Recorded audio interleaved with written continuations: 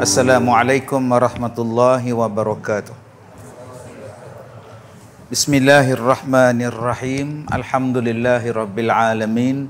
Wassalatu wassalamu ala rasulillah wa ala alihi wa ashabihi ajma'in. Qala Allah ta'ala fi kitabihil karim. A'udzu billahi minasyaitonir rajim. Tabarakalladzi biyadihil mulk wa huwa ala kulli syai'in qadir. Sadaqallahul azim. Terima kasih Tuan Pengurusi Majlis, kepada semua ahli jawatan kuasa karya, tuan-tuan pegawai masjid, muslimin dan muslimat, mudah-mudahan dirahmati, diberkati oleh Allah Subhanahu wa taala.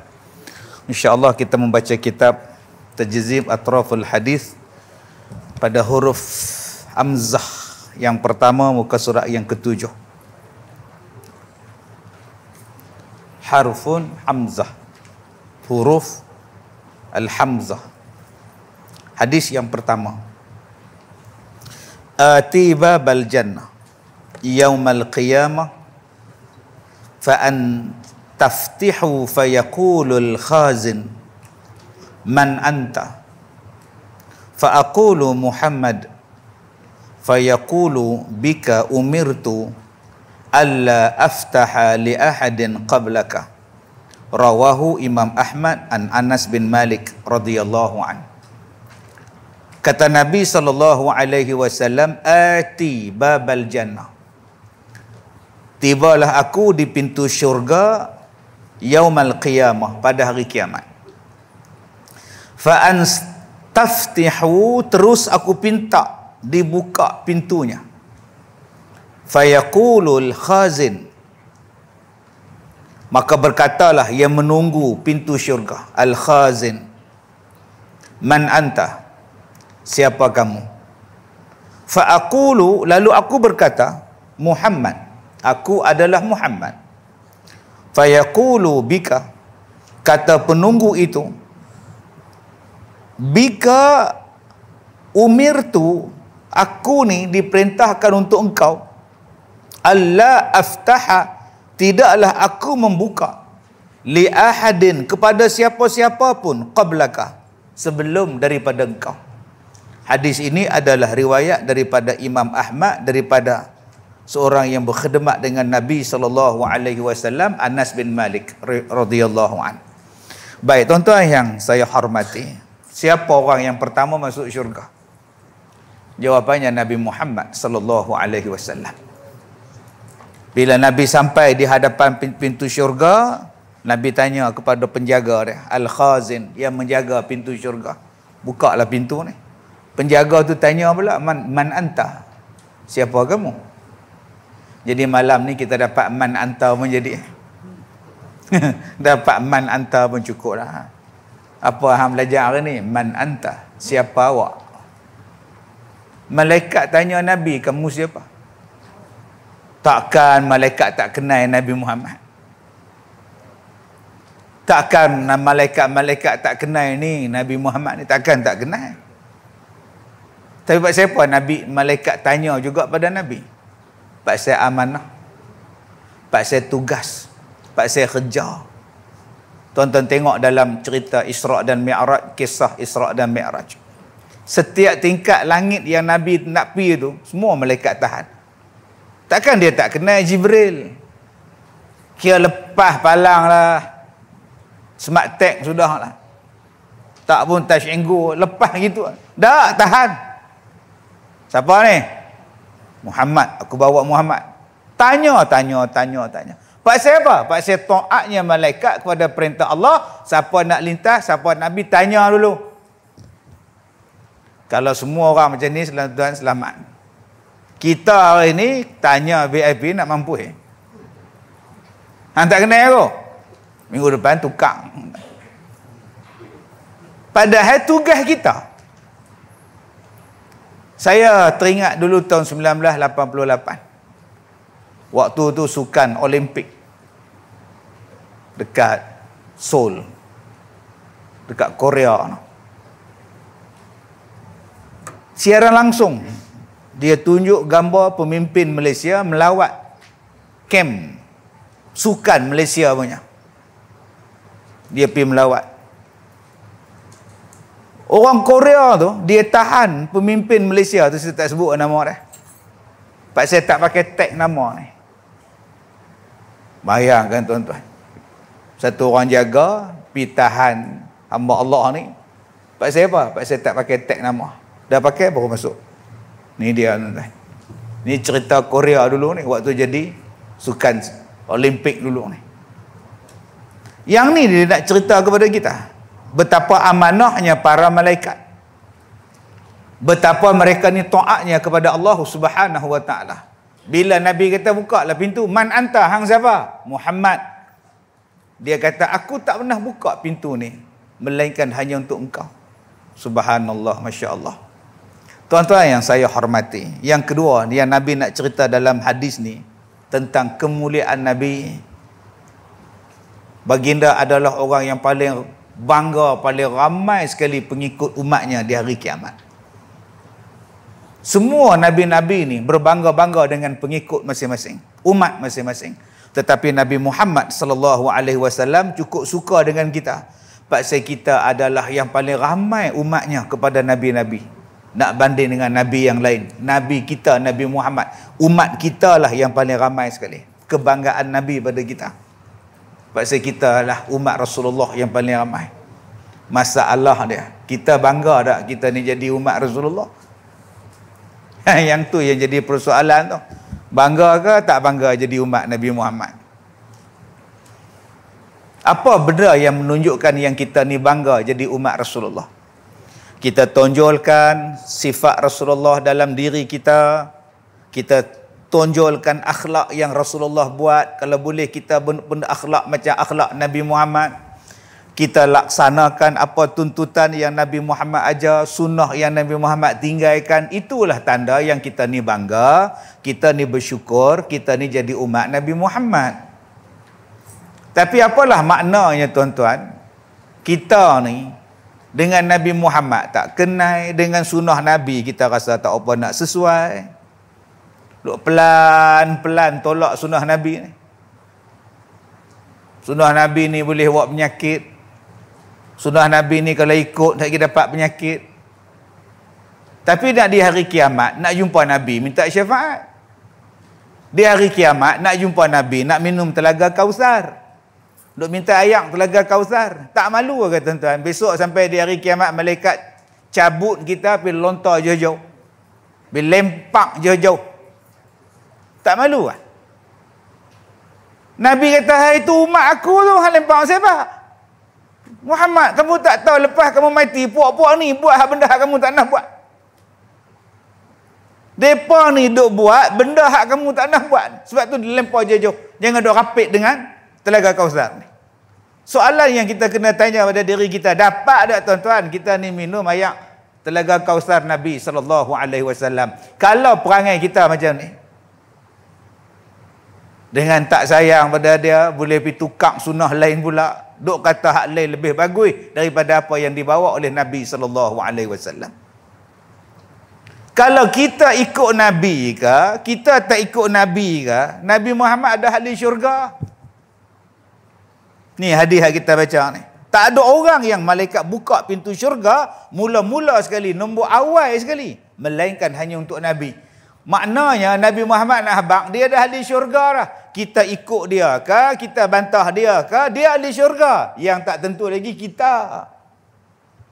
Jadi kalau orang tanya pada kita, nak ikut siapa? Aku nak ikut orang yang dah garanti masuk syurga. Siapa yang garanti masuk syurga?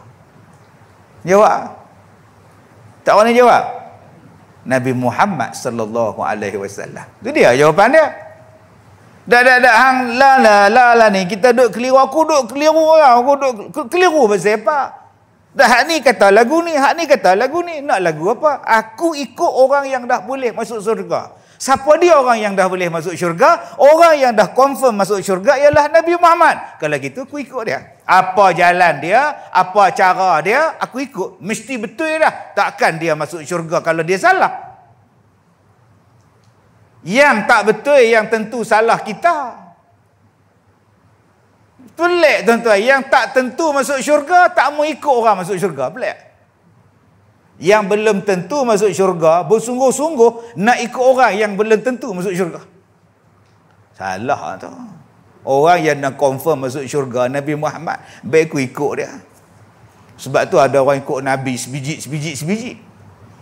Rambut cara Nabi, janggut cara Nabi, duduk cara Nabi, jalan cara Nabi, makan cara Nabi, tidur cara Nabi, semua cara Nabi, ibadat cara Nabi, muamalah cara Nabi, menikah cara Nabi, bekerja dengan cara Nabi. Sebab apa? Sebab aku nak bawa ikut orang yang masuk syurga lah, iaitu Nabi Muhammad sallallahu alaihi wasallam. Sampai potong kuku pun ikut cara Nabi. Kita main belasah, main potong kuku, main gigit jari, menggigit kuku sambil dengar khutbah. Potong dengan gigi, dah potong jatuh atas kapek. Mai hamba Allah, sebaik dia buat sejadah, jenis tak buat sejadah, melekat kuku. Tang mana kita ni tuan-tuan?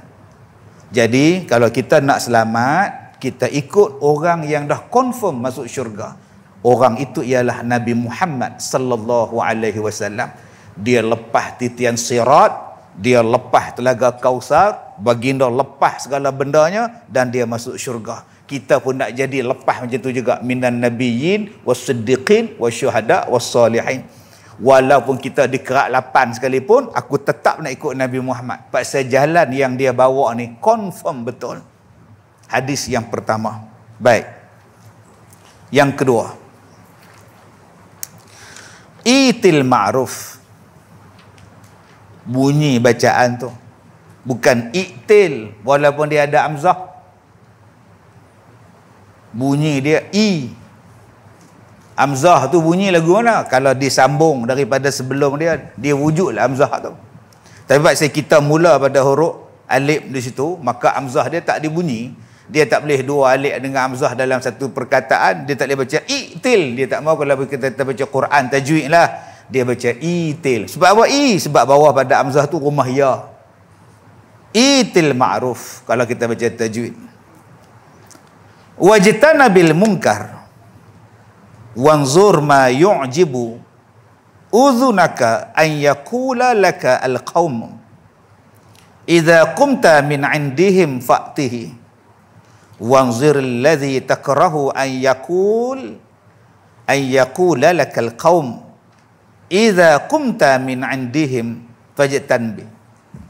Rawahu al-jamaah. Baik, itil ma'ruf, datangkan kebaikan. Al-ma'ruf, baik, bawa kebaikan, bawa ke ma'ruf.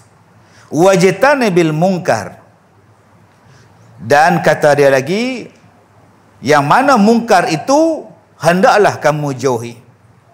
Wanzur ma yu'jibu, dan hendaklah kamu fikir, dan hendaklah kamu telek terlebih dahulu apa yang kamu nak cakap. Ma yu'jibu udhunaka an yaqula lakal qaum, hendaklah kamu bertutur dengan perkataan yang mana suka dan manis telinga engkau mendengarnya.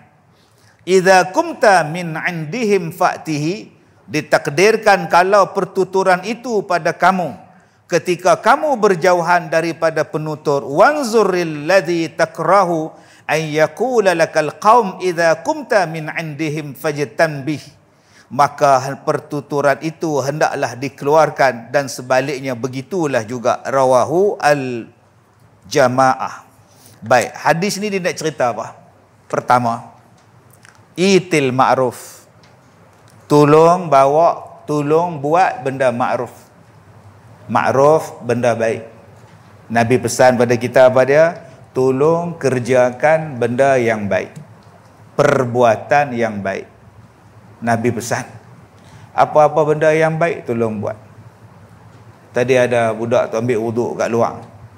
Dia kata kat saya, "Pak cik, ni cincin Pak cik ke?" Saya pun tunjuk cincin saya. Saya ada cincin dah. Tu cincin siapa? Mana saya tahu. Pergi bagi ke orang masjid, suruh dia simpan. Siapa ada cincin, pergi ambil. Dia simpan cincin tu, tak tahulah dia bagi kat siapa. Mai tanya kat saya, "Pak cik, ni cincin Pak cik ke?" Nampak sangat tua, saya panggil Pak cik tak. Saya Pak cik panggil tok lagi tua. Kita sembunyi benda hak jatuh tu pun, kita tolong simpan sat, itu pun benda baik. Duk tengok dompet orang jatuh, malas, payah. Cari banyak kerja pula, biar pergi dari situ. Ambil, pergi bagi kat jawatan kuasa, ni ada tabuk ni, dompet apa hilang tau. Itu pun kebaikan. Tuan-tuan bayangkan berapa banyak kebaikan. Yang paling kecil sekali apa? Jumpa paku, jumpa batu, jumpa kayu tengah-tengah jalan tu, tolong selamatkan orang daripada batu paku tadi pun, itu dah dikira sebagai sedekah. Kalau yang tu pun rasa berat sangat, senyum pun dah dikira sedekah. Tu pun dah nama baik dah. Senyum pun dapat baik dah, tuan-tuan. Tuan-tuan tengok satu orang nak bangun sekejap lagi ni, kawan jenis sakit pinggang mana. Nak bangun tu kena tekan dekat kapet dulu, main gagah kat dinding dulu, baru boleh tegak. Tegak tu pula tak boleh jalan terus, kena diam, baru boleh konak. Tuan-tuan tolong angkat dia, tuan-tuan tolong jadikan badan tuan-tuan ni tempat dia bersandar pun dah kira baik dah. Sebab ada orang yang sakit pinggang macam tu, nak bangun Allah. Sebab tu imam kena fikir juga makmum.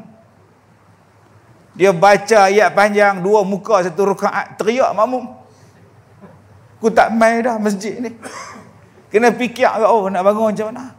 Jangan laju sangat, jangan cepat sangat. Ada tu imam hak rukuk lama, sujud pun lama. Dia tak tahu orang tua ni sujud lama pun terkentut. Jenis luas macam mana tu, berung terkentut pula. Itu pun dikira kebaikan, tuan-tuan. Punyanya banyak makna kebaikan ni. Bukan setakat wakaf saja. Benda hak baik ni, tuan-tuan, kalau sebut tang wakaf saja, kita dah sebut ilmu yang dimanfaatkan, ilmu sedekah jariah, doa anak yang soleh. Tapi jarang kita sebut yang dapat pahala berpanjangan tu apa? Al-Quran, mushaf yang diwakafkan. Tuan-tuan duk letak Quran di masjid, di surau ni, orang duk baca Quran tu, berpanjangan pahala ni. Kita duk letak pada mahat tahfiz, budak-budak duk usung Quran sampai koyak. Tuan-tuan tahu tak, budak-budak hafal Quran ni, tuan-tuan, sampai koyak. Duk buka selak. Yang letak di masjid ni tak buka-buka 10 tahun. Yang buka anak-anak. Bagi orang baca. Saya suka lepas sembahyang subuh tu imam ambil Quran, makmum ambil Quran, baca semuka. Habis sembahyang balik. Habis baca Quran balik. Baca sikit-sikit. Wabasyiril ladzina amanu. Makmum pun ikut. Wabasyiril ladzina amanu, ikut. Wa amilus solihat. Makmum pun ikut. Wa amilus solihat. Sehari semuka, setahun habis 30 juzuk. Kalau rajin lagi tu imam, baca makna pula terjemahan dia. Tiap-tiap kali subuh. Saat lagi mai sembahyang zuhur, habis sembahyang zuhur surah Waqiah. Saat lagi habis sembahyang asar, saat lagi baca pula surah Al-Mulk. Ni tuan-tuan dah ada ni. Surah Al-Mulk ni. Kayaknya banyak. Kita duk baca ni, tuan-tuan, ni dapat pahala ni. Termasuk yang dapat pahala berpanjangan tu apa? Tuan-tuan sediakan wakaf, tempat orang duk menunggu bah. Duk tunggu orang buat kerja, duk tunggu, dapat pahala berpanjangan. Termasuk yang dapat pahala berpanjangan, mengairi sungai, longkang, parit, dapat pahala yang berpanjangan. Tuan-tuan kiyahkanlah macam-macam. Itil ma'ruf, bawa kebaikan, buat kebaikan. Wajtanibil munkar, dan jauhilah kemungkaran. Nombor 2 pesan Nabi, wajtanibil munkar, jangan buat benda mungkar. Sikit pun tak mau, sebab kita takut dia jadi berpanjangan. Pasal Nabi pesan wajtanibil munkar, jauhi daripada mungkar. Yang keseterusnya, ketiga, wanzur ma yu'jibu uzunaka, dan hendaklah kamu tengok ma yu'jibu uzunaka. Kamu kena tengok benda hak kamu suka dengar pada telinga. Kalau telinga kamu sendiri suka mendengar, ayyakula lakal qaum idza kunta min indihim fa'ti. Kalau telinga kamu sendiri suka mendengar apa yang kamu cakap, maka kamu cakap. Maka kamu boleh cakap pada orang ramai di kalangan kamu. Maknanya, tuan-tuan, kalau kita ni nak bercakap, Nabi pesan, Cuba dengar pada telinga kamu sendiri. Kamu suka tak kalau orang cakap, paksa kamu, apa yang kamu cakap? Kalau kamu suka, kamu cakap. Kalau kamu tak suka, tak payah. Wanzur allazi takrahu an yaqula laqal qam idza kumta min indihim fajtambi. Kalau benda yang kamu nak cakap tu benda yang kamu sendiri pun tak suka orang bercakap pasal kamu, maka elakkan daripada bercakap. Nombor 3 pesan Nabi pada kita, nak cakap ni kena tengok. Orang kita ni ada sebut cakap malam-malam lain, cakap siang-siang lain, macam mana atau lupa peribahasa. Malam-malam pandang-pandang, siang-siang apa atau lupa. Nak tengok tu kiri kanan dulu nak cakap. Nak cakap kena tengok dulu. Main bukan main bercakap. Kadang-kadang kita bercakap ni kok suka kita. Kita duk kata dekat laki orang. Hang tengok menantu lelaki tu. Wah, tahu, aku tengok tahu macam mana tu. Dia tak tahu. Adik dia sebelah. Orang yang kita kata tu, adik dia sebelah kita. Tuan-tuan tahu, di sekolah saya tu, ada 3-4 orang. Saya pun tak tahu. 3-4 orang penyanyi, pelakon, mak bapak dia duduk sekolah saya. Saya tak tahu. Mereka tak abang. Mereka pun tak abang kat saya. Ada satu juara akademi apa tau. Mak dia ada kat sekolah saya. Saya tak tahu. Buatnya saya kutuk budak tu depan mak dia macam mana. Anak dia pelakon. Duduk sekolah saya. Yang anak ni pelakon pak lawak ni, yang anak dia jadi pelakon pak lawak, mak bapak dia duduk mengaji dengan saya. Baru minggu lepas saya tahu anak dia tu maharaja lawak. Mana saya tahu, kita bukan kenal maharaja apa. Kopi maharaja kita tahu. Rupanya anak dia program maharaja lawak, anak dia masuk. Mak dia pula duduk mengaji dengan saya. Sebab tu nampak. Ada pula yang anak menakan dia pula mati COVID baru ni. Artis apa tu? Mati mengandung semua ni. Mak menakan dia duduk situ pula. Kalau saya kata benda tak elok lah, apa rasa dia, Pak? Kita ni tak tahu ni tuan-tuan, dalam kita masyarakat kita ni, dalam kaum kita ni, siapa orang tu kita tak tahu. Kadang kita kata kat kedai tu, masak tak sedap, padahal pak dia sebelah kita. Hang makan nasi tahu nak? Kedai depan tu, sedap. Kari kepala ikan apa? Masam bila punya kari. Pak dia sebelah. Kadang kita kutuk dia pula, oi kaya dia tu, kaya apa itu mesti menang nombor ekor. Kadang adik dia sebelah kita. Sebab tu Nabi kata, tengok dulu sekeliling kamu dengan siapa kamu nak cakap. Yang kedua, Nabi pesan, bila nak cakap tu cuba fikir dulu. Telinga kamu ni suka tak apa yang kamu cakap tu? Sebab tu kalau kita nak cakap, nak puji orang, puji belakang dia. Lagi bagus. Kalau tak ada benda nak cakap apa, diam. Diam. Kita duk komen untuk imam baca. Duk nyembang kaki 5. Imam tadi baca ayat pendek, aku tak ada nak bertihak dia rukuk lah. Apa punya imam, buat kepala lembek lagu tu. Dia tak tahu cucu tu imam sebelah tu tok. Tadi ada orang kutuk tok. Dia kata apa? Tok tak jadi imam, baca ayat pendek, tak ada nak habis bertihak. Main tunjuk kat tok mana dia, tu orang tua tu. Jadi imam besok aku tak mau, aku letak jawatan. Sudah tuan-tuan. Terasa tu tuan-tuan, dia letak jawatan, tak mau jadi imam. Jenuh tu lebih tu pula nak ganti jadi imam. Lagi pendek ayat dia baca, inna a'tayna bagi 2. Rakaat 1 inna a'tayna rakaat 1. Hak kedua ni fasholli li rabb. Baru hantar macam mana nak jadi imam. Sebab tu tuan-tuan, bila kita nak cakap, berhati-hati. Macam saya ni nak ceramah ni. Sebab tu orang Arab kata bercakap ni lebih tajam daripada pedang. Pedang kalau saya ada tuan-tuan, kalau saya mengamuk lah 3-4 orang depan ni, tak boleh lari mana. Yang paling untung siapa? Hak depan pintu. Saya bawa pedang, dia lari dah. Sebab tu perkataan lebih bahaya daripada pedang. Pedang kalau dia libah hak depan ni saja. Tapi perkataan kalau dia libah, satu dunia boleh dengar. Sekarang apa yang kita duk tengok ni tuan-tuan ni. Ni siaran langsung sampai ke mana ni? Berapa ribu duk tengok kita sekarang ni. Hak sekarang, lepas ni tengok lagi.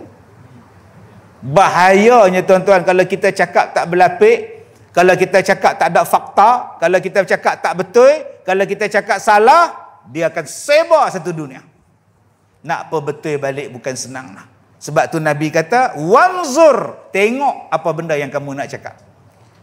Jangan main sedap mulut saja nak cakap, mentang-mentang mikrofon kat depan dia. Baik. Maksudnya hadis ini mengarahkan kita mengelokkan akhlak, menjauhkan umpat celah dan kata mengata sesama Islam. Baik, hadis yang ketiga. Afatul ilmin nisyan wa idha'atuhu an tuhadditha bihi ghaira ahlihi. Rawahu Ibnu Abi Syaibah. Nabi SAW sebut afatul ilmi an-nisyan. Penyakit kepada orang yang mengaji ni apa? Lupa. Afatul ilm, penyakit orang mengaji apa dia? An-nisyan, lupa. Lagi yang kedua kata dia, wa idha'atuhu an tuhadditha bihi ghaira ahlihi. Yang kedua, dan kalau dia ajarkan ilmu kepada yang bukan tarafnya, itu nama dia sia-sia. Riwayat Ibnu Abi Syaibah. Ada dua benda hak Nabi sebut dalam hadis ni. Nombor satu, penyakit orang mengaji. Apa dia penyakit orang mengaji? Lupa, an-nisyan. Allahu Akbar, tuan-tuan. Ni penyakit kita, penyakit lupa. Pasal apa lupa? Lupa. Lupa tu sifat kita. Ada lupa yang bagus, ada lupa yang tak bagus. Ada lupa tanda-tanda lain. Baik. Ada benda yang lupa sebagai satu nikmat. Sebagai suatu nikmat, Allah lupakan dia. Apa dia? Allah bagi kat orang perempuan. Dia lupa sakit bersalin. Waktu bersalin hari itu, retak hospital, punya kuat menjerit. Siapa yang pernah tunggu isteri dia bersalin tak tahu. Dia dengar pada pengalaman. Tambah pula sekali beranak tu 4 bangsa sekali. Duk berlawan. Aduh, Allah sakit. Mai hak nu pula, ayo kuat tuan-tuan. Naik bulu rumau. Habis bersalin dia jahit lah apa semua ni. Dia kata kat laki dia, abang oi cik tak mau dah beranak. Seksa sangat beranak, cik tak mau dah. Kemarin pergi cek mengandung pula dah. Dalam duk tak mau mengandung pula. Allah bagi dia lupa. Kalaulah dia tak lupa sakit bersalin tu, tak mau dah beranak, macam mana tuan-tuan? Abang pula beranak, cik tak mau, serik dah. Tapi Allah bagi pada mereka lupa pinlah. Supaya dapat nikmat manusia ni bertambah. Kalau tidak, siapa nak jadi khalifah? Yang kedua, lupa dengan sebab memaafkan orang kesalahan orang lain. Berapa banyak kita buat salah dengan isteri, kita minta maaf, isteri maafkan kita. Dia lupa salah kita. Dia lupa sungguh tuan-tuan. Cuba tengok Nabi Muhammad melupakan musuh-musuh Nabi Muhammad bila masuk Islam. Nabi sayang dekat mereka. Nabi bagi kerja dekat mereka. Nabi tak ada nak ingat dah. Tu lupa yang penuh dengan kenikmatan. Ada juga tuan-tuan lupa sebab dia benda tak penting. Sebab itu otak kita ni ada beberapa bahagian. Orang selalu sebut otak ni 2 bahagian. Otak kanan, otak kiri. Sebenarnya dia ada 3. 2 otak ni kiri kanan, tapi dia ada 3 side. Side hak ni, hak depan sekali ni, side hak tengah, side hak belakang. Dia ada 3 side. Memanglah 2, hang kita tengok 2, tapi dia 3 peringkat. Peringkat pertama duduk tang depan ni. Ni. Saya start kuliah tadi 8:05. Apa yang tuan-tuan dengar tadi ni, Sekejap ada, sekejap simpan, sekejap lupa. Apa yang saya ajar tadi? Berapa ramai ingat? Man anta. Dia ingat. Oh, ada yang man anta, lupa. Sebab tu dia mesti lupa, nampak. Automatik dia garu dahi dia. Lupa, betul Allah, lupa, nampak. Sebab tang sini, apa yang kita dengar tadi baru tang sini ingat. Siapa yang sebut man anta tadi, setahun dia tak lupa. Sebab dia ingat tang sini lah. Aku duk ingat lagi Ustaz Kazim mengajar aku man anta sampai sini ni. Satu lagi ingatan yang takkan hilang, nama dia di belakang. Di bahagian belakang kepala kita. Nama kita sendiri, nama anak, nama cucu, nama mak, nama kampung, nama negeri, dia takkan lupa di belakang ni. Sebab tu kalau tuan-tuan tertomo jatuh motor, benjol dai, insya-Allah tuan-tuan ingat. Mat. Bengkak dai ni. Mat, hang kena aku. Ni bapa, dia sepak kita tahu. Aku ingatlah, pak saya apa? Pak saya dia baru tertomo.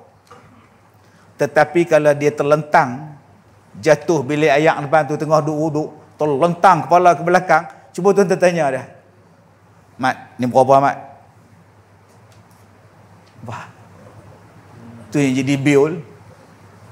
Seminggu tak ingat. Ni, hak belakang ni. Sebab tu orang tua-tua pesan, jangan tampar belakang kepala orang.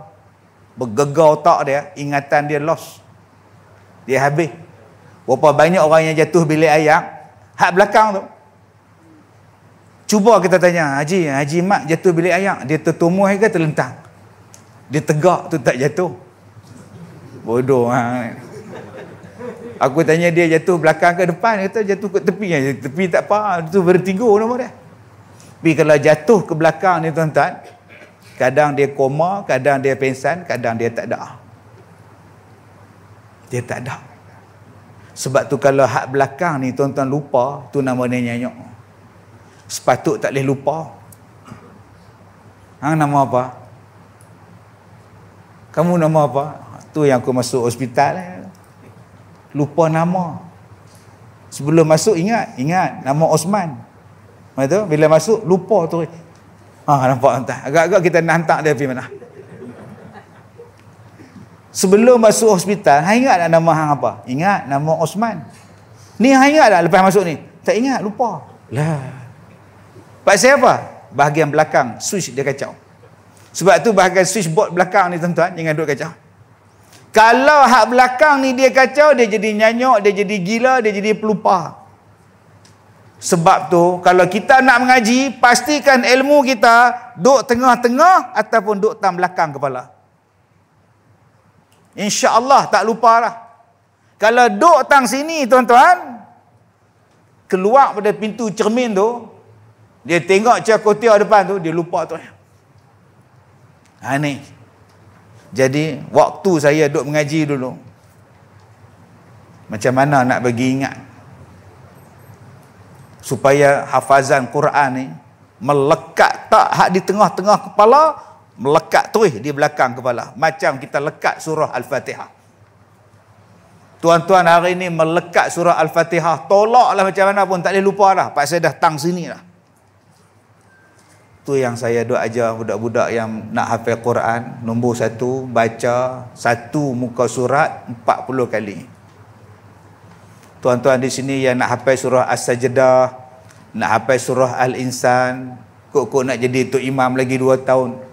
Baca surah As-Sajdah tu, satu muka surat tu 40 kali. Satu ayat 40 kali, satu ayat 40 kali. Lepas cukup 40 kali baru hafaz. InsyaAllah tuan-tuan, kalau tuan-tuan boleh hafaz, tuan-tuan bila baca tu, seolah-olah tuan-tuan nampak ayat Quran depan mata. Maknanya ingatan kita ni dah kuat. Lepas tu pantang dia lah. Ada yang kata tak boleh makan kepala ikan lah, apa lah, terpulang. Memang saya sampai lah tak makan kepala ikan, kari apa semua tak makan. Sampai sekarang. Orang kata, ustaz, yang tu lah sedap. Sedap pun suka hang lah, sedap benda-benda lain lagi. Sebab saya lebih sayang hafalan saya ni daripada benda tu. Saya takut bila makan benda-benda tu dia ganggu ingatan. Yang kedua, jangan buat maksiat. Jangan duk tengok benda haram, dia ganggu kita kita punya ingatan. Al-ilmu nurun, kata guru Imam Syafi'i. Ilmu ni adalah cahaya. Nurullah la yahdi 'alal ma'asi. Cahaya Allah tak akan masuk dalam orang yang buat maksiat. Cahaya tak akan masuk dalam orang yang buat maksiat. Dan itulah penyakit orang yang mengaji. Nama dia apa? Nama dia lupa. Afatul 'ilm an-nisyan. Yang kedua, kata Nabi sallallahu alaihi wasallam, wa idha'atuhu an tuhaddisa bihi ghaira ahlihi. Dia kata ilmu yang sia-sia ni apa? Ilmu yang sia-sia ialah ilmu yang diajar bukan pada orang dia. Bi ghairi ahlihi, bukan pada orang dia. Pergi ngajar budak tadika ilmu rumah tangga. Budak tadika 5 tahun. Adik, hari ni kita nak belajar zihar. Nah? Ulang adik. Zihar. Pakai duk hafal budak tu. Zihar tu menatang apa? Dia tak ada faedah untuk dia. Umur dia 4 tahun. Pergi ajar umrah dan haji. Dam takhir, dam apa semua. Pergi cerita kat budak tadika. Tak. Dia tak boleh. Bukan semua ilmu kena pergi ajar kat dia. Okey. Nak mengajar ni kena tengok dengan siapa. Tuan-tuan, saya ni baru 2-3 hari ni start ceramah balik. Start kuliah balik. Tahun tak ada ceramah PKP ni. Duk ceramah dalam Facebook ni. Dulu saya tak ada kuliah maghrib. Sebab apa? Sebab duk ceramah. Kuliah tak ada. Sebelum ceramah, kerja saya kuliah sepanjang masa. Saya start mengajar tahun 90. Tahun 90 dah start mengajar. Dah 32 tahun. Tua pada umur tuan-tuan ni. Tapi nampak saya maintain muda bela. Nak tahu petua dah. Nak tahu petua dia. Dia kata sedut lemak embung. Baik, saya mengajar. Mula-mula kuliah maghrib. Ceramah kuliah. Ceramah tak ada, kerja buat kitab mata. Sampai matang pau. Masjid Matang Jangguih, Masjid Batu tahun 94, 95. Sampai mengajak Sungai Dua, mengajak sampai belah-belah pulau ni, dulu-dulu ni. Lepas tu tak ada nak mengajak kitab. Dia pergi mengajar ceramah lah dah. Tak ada kitab, main ceramah lah. Buat di Padang, buat di masjid, buat di stadium, buat di macam-macam lah. Buat di TV. Lepas tu stop ceramah PKP. Ni baru nak start balik. Tak tahu lepas ni stop balik. Dia start dengan stop dua-dua serupa. Tuan-tuan, tuan-tuan bayangkan kalau saya ceramah di Padang, di stadium, kehadiran 5 sampai 15, 20 ribu orang. Tuan-tuan nak expect apa kalau kita ceramah di dalam stadium? Misalnya saya pergi ke Singapura, stadium Insun, tempat dia pemain AAF Suzuki baru ni. Tempat tu saya ceramah tu, di stadium tu. Stadium tu saya ceramah tu bila saya pergi Singapura. Atas stand tu penuh orang. Di Padang penuh orang. Punya hebat orang Singapura ni. Tuan-tuan nak bayang apa kalau saya ceramah di situ? Dengan budak, dengan orang tua, dengan bersesak, dengan panas, dengan bunyi kereta, dengan ramainya manusia. Boleh tak saya ceramah? Tuan-tuan, mengikut pandangan kita, Islam mengajar kepada kita, agak-agak mereka tu tidur ke, balik ke apa? Masa itu saya tak boleh nak buka syarah macam ni lah, tak boleh. Masa tu saya kena jadi penghibur untuk dia orang. Saya kena baca ayat Quran, saya kena baca hadis, saya kena menyanyi, saya kena gurau, saya kena melawak dengan mereka, saya kena serius. Supaya 2 jam mereka duduk dengan saya tu, mereka tak terasa. Budak tak teriak, yang isap okok pun tak jadi isap okok, yang nak balik pun tak jadi nak balik. 2 jam mereka tunggu stay. Itu cara kalau kita nak berhadapan dengan orang yang ramai-ramai di Padang ni. Yang duduk dalam gelap, duduk atas motor, yang duduk dengar dalam kereta pun ada, yang duduk dengar dalam van, yang duduk atas pokok, yang bawa kerusi, yang tidur atas lantai, yang duduk atas padang. Yang mari pula bukan Islam, yang mari pula yang tak tutup aurat nu, tuan-tuan pergi ke Sabah nu, saya pergi ke Tawau, 30-40 ribu orang tuan-tuan di Padang Bandaran. Nak cakap apa ni? Penuh melanyuk ke hujung. Saya kena gunakan energi yang lain. Benda yang memudahkan mereka faham. Yang memudahkan mereka dapat. Saya tak boleh nak bawa mengikut pendapat. Syafi'i berpendapat bahawa benda itu adalah haram. Tetapi bagi pendapat Hambali mengatakan pula, sampai bila nak selesai ni? Hambali kata macam ni, Ibnu Taimiyah kata lagu ni. Tapi pendapatnya dibantah pula oleh At-Tabari. At-Tabari dibantah pula pendapat. Sampai bila nak bantah ni? Ini bukan kuliah. Sebab tu kalau kau nak cerita bab-bab yang dalil macam tu, kau pergi buka kuliah tu lagi. Buka kuliah, duduk dalam bilik aircon, ada kerusi, ada kitab, ada semua. Buka. Masing-masing ada kitab, buka dalil. Ni cerita dia. Orang yang duk cerita masalah dalil ni, mereka tak mengajak orang ramai-ramai. Tuan. Dia tak mengajak orang hak mari ni duk bawa usung, bawa kain, bawa tikar main mengaji ni. Tuan-tuan pergi ke Sabah no. Pergi ke Sarawak. Sekali mereka main tuan-tuan, naik pick up. Daripada mana ni? Saya main nak pergi tu dengan sawit sepanjang jalan, naik bot, naik ferry pula. Boya nampak ni. Saya kata dalam hati saya, ada orang ke puak-puak ni? Punya sunyi sepi ni, tak ada orang ke? Tapi hati saya kata, insya-Allah kalau tak ada orang takkan depa panggil aku. Siapa nak dengar ceramah kalau tak ada orang? Main belah kita pula ramainya orang dekat jalan, main masjid tak ada orang. Tu pelik tak? Yang tempat depa pula tak ada orang. Main ceramah tuan-tuan, main mana ni? Dia terbit sungguh. Hak pedalaman ni terbit semua sekali. Subhanallah. Naik lori pick up tuan-tuan penuh kat belakang Hilux. Hak sewa van lagi. Lampu kan ada. Puak-puak ni kalau tuan-tuan nak mengajak apa kat depa? Tuan-tuan nak mengajak apa kat depa? Depa nak sesuatu benda yang segar. Yang mudah bagi depa faham, yang boleh depa amalkan, yang boleh depa ikut. Maka kita ajar untuk depa. Tapi untuk hak mengaji, hak betul-betul yang ni tuan-tuan, yang kena betul-betul nak bahaskan ilmu, tak boleh di situ. Sebab saat lagi depa duk tengok jam, depa gaduh nak balik. Ni nak jumpa balik Ustaz Kazim ni bila ni? Tak jumpa dah. Kali ni, kali jumpa dah. Bukan senang nak mari ni. Sabah, Sarawak tu. Sebab tu kita ajar cara macam ni. Tapi untuk pengajian yang berkitab, pengajian yang perlukan dalil ni, menurut pendapat yang ni, menurut pendapat, ambil keputusan yang ada. Tempat dia di mana? Di universiti. Tempat dia di mana? Di madrasah. Tempat dia di mana? Pada orang yang mengaji tetap. Yang tu. Sebab tu kita baca hadis ni. Nah dia sebut, nak mengajak orang, kena tengok dengan siapa yang kamu ajak. Sesuai untuk ilmu dia, ni dia ilmu dia. Sesuai untuk orang ni dia ilmu dia. Macam tuan-tuan tengok dalam TV, Forum Perdana Ehwal Islam. Satu ahli panel, 3 minit je. Tuan-tuan nak expect apa 3 minit? Apalah huraian tak ada dalil apa tak ada. 2 minit 50 saat. Tu. Dia punya manager floor. Apa ni? Apa pengurus pentas dah buat isyarat suruh berhenti.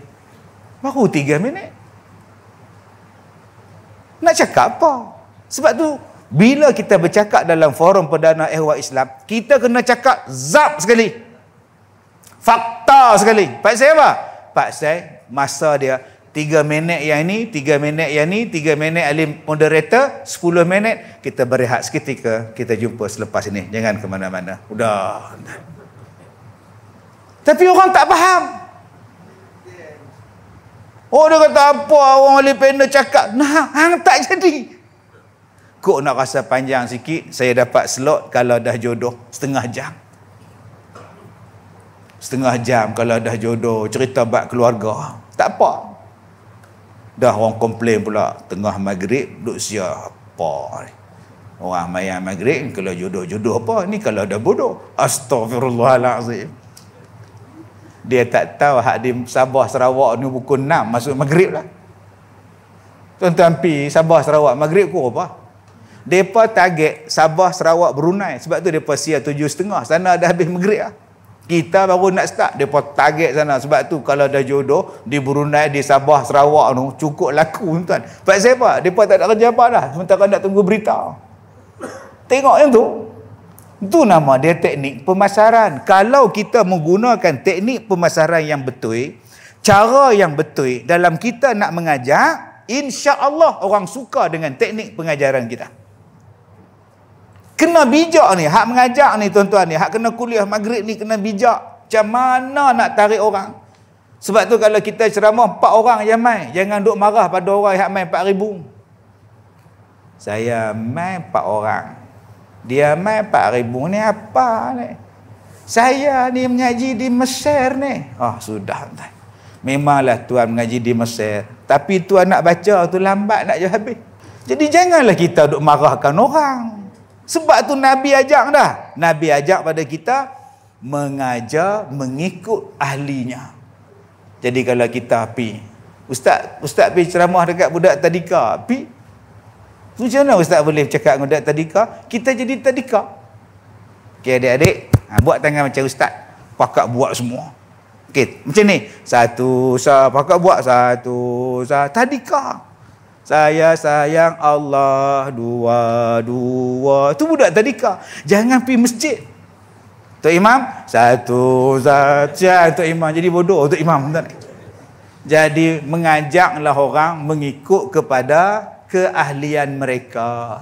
Baik, hadis yang seterusnya. Afatuddin salasah.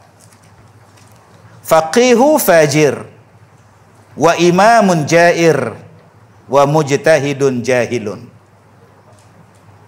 Penyakit bagi agama ni ada 3. Afatuddin, bukan afatul lazi pula. Tengok betul-betul. Tu ustaz tu kelabu. Afatuddin, penyakit agama ni ada 3. Salasah. Faqihun fajir, alim tapi jahat. Tu penyakit agama. Kita harap dia lah alim, dia lah cerita hak betul. Dia pula pergi ajak orang buat jahat. Patut dia lah mempertahankan sunnah Nabi. Dia pula menghalaikan orang ikut. Orang bantah sunnah Nabi. 2. Wa imamun jairun, pemimpin yang zalim. Patut dia jaga rakyat. Dia pula pergi cocok macam-macam. Kita kata tangguh lah lu, kaji lu. Tak apa, hak 5 tahun pun kena. Sudah tuan-tuan. Tak kaji habis ke dulu, cek dulu, kaji dulu. Dia kata tak, aku suka dia. Yang ketiga apa dia? Wa mujtahidun jahil. Orang yang jahil tapi mengaku mujtahid. Ada 3 penyakit yang Nabi sebut penyakit yang merosakkan agama kita.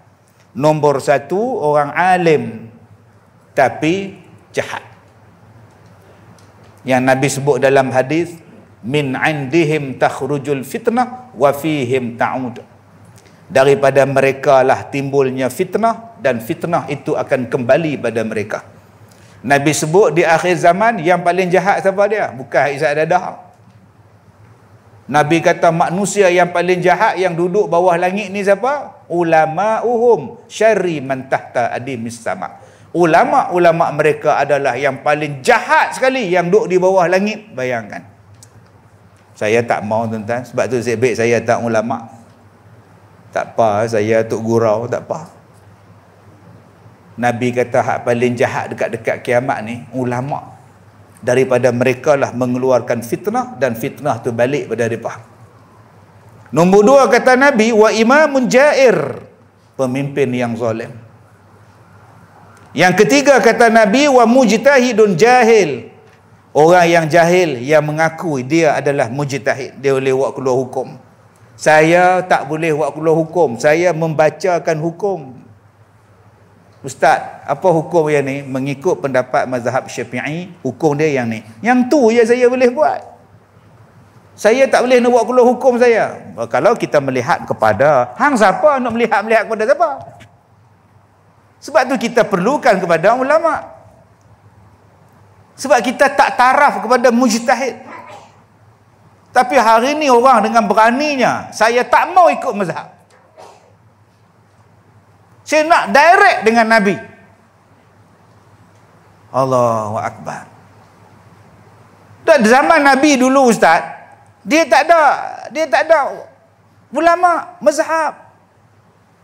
Kenapa hari ni ada mazhab? Saya nak ikut Nabi. Oi. Dahsyat. Tuan-tuan jumpa ada orang macam ni? Jumpa. Saya pun jumpa. Mai hantar surat berjela. Hantar mesej berjela. Satu hari saya ni rajin. Saya kata kat PA saya, invite dia mai. Jumpa saya, kita nyembah minum kopi. Dia mai tuan-tuan. Dia kata saya tak mau ikut mazhab ni. Apa Syafi'i ni mai mana? Saya kata macam ni. Jadi abang nak buat apa? Saya nak ikut Nabi terus. Direct pada Nabi. Kita pergi terus. Straight to the point. Abang baca Quran? Baca? Abang belajar dah baca Quran? Belajar? Belajar dengan siapa? Ustazah dulu. Tahun kecil dulu lah. Ustazah lepas tu masuk kafar, mengaji dengan kafar. Tak direct dengan Nabi? Pergi direct dengan Nabi. Pergi Madinah. Duduk. Pasal apa nak cari ustaz pula? Pasal apa nak cari ustaz pula? Ustazah tu, dia mengajar abang tu, dia mengaji dengan siapa? Sebelum dia mengajar abang, dia mesti mengaji dulu. Dia mengaji dengan tok guru dia. Tok guru dia mengaji dengan siapa? Tok guru dia. Tok guru dia, tok guru. Atas tok guru, last sekali pergi ke Nabi. Bukan last sekali dia pergi ke setan. Abang faham tak? Abang mengaji fiqah ni, mengaji dengan siapa? Ustaz nu. Last sekali, dia pergi pada siapa? Imam Syafi'i. Imam Syafi'i pergi pada siapa? Pergi pada Imam Malik. Imam Malik pergi pada siapa? Pergi pada sahabat Nabi. Sahabat Nabi tu pergi pada siapa? Pergi pada Nabi. Dia bukan pergi ke Iblis. Yang abang tak nak ikut sahabat ni, tak nak ikut ulama' ni pasal apa? Dia nak buat fatwa sendiri ni pasal apa? Kita tak layak ni. Kadang-kadang kasi ini pening. Pelik-pelik zaman sekarang ni tuan-tuan, kamera depan mata, mikrofon depan muka, dia boleh cakap sendiri dia. Mengikut apa yang dia nak cakap. Maka keluarlah kenyataan yang hari ni yang bukan-bukan. Ajaran yang bukan-bukan. Pasal apa? Pasal kita duk baca ni, jahil tapi mengaku pandai. Jahilun wa mujtahidun jahil. Dia rasa dia mujtahid padahal dia jahil. Baik, ayatul munafik salas. Tanda-tanda munafik itu 3. Idza haddasa kadzaba wa idza wa'ada akhlafa wa idza tumina khana. Rawahu Syaikhani an Abi Hurairah. Alamat munafik, tanda munafik itu 3. Bercakap ketika berdusta, ketika bercerita. Bercakap. 2, mungkir janji apabila dia berjanji. 3, khianat apabila diberi amanah. Yang ni saya tak nak urai, tuan-tuan dah baca pada kecil hadis ni. Baik, yang terakhir malam ni, yang ke-6. Ayatul izzi wa qulil hamdulillah alladzi lam yattakhidh walada wa lam yakul lahu syarikun fil mulk wa lam yakul lahu waliyyun minadh-dhulli wa kabbirhu takbira. Wa rawahu al-Imam Ahmad. Baik, apakah dia ayat yang menunjukkan kemuliaan Allah? Ayat dia ialah alhamdulillahillazi lam yattakhidh walada wa lam yakul lahu syarikun fil mulk wa lam yakul lahu waliyyun minadh-dhull wa kabbirhu takbira. Dan katakanlah segala puji hanyalah bagi Allah yang tidak mempunyai anak dan tidak mempunyai sekutu dalam kerajaannya, dan dia bukan pula hina yang memerlukan penolong, dan agungkanlah dia dengan pengagungan yang sebesar-besarnya. Tuan-tuan boleh ambil daripada mana ni? Tuan-tuan boleh ambil daripada surah Al-Isra ayat yang ke-111. Baca ayat ni selalu. Doa kita baca yang ni, baca selalu, insya-Allah Allah Ta'ala berikan kemuliaan kepada kita. Allah berikan kebaikan dengan kita. Ayat dia senang je. Alhamdulillahillazi lam yattakhidh walada wa lam yakul lahu syarikun fil mulk wa lam yakul lahu waliyyun minadh-dhul wa kabbirhu takbira. Surah Al-Isra ayat 111. Jadikan sebagai permulaan kita, percakapan kita, mudah-mudahan ada kebaikan. InsyaAllah kita sambung lagi pada kuliah yang akan datang.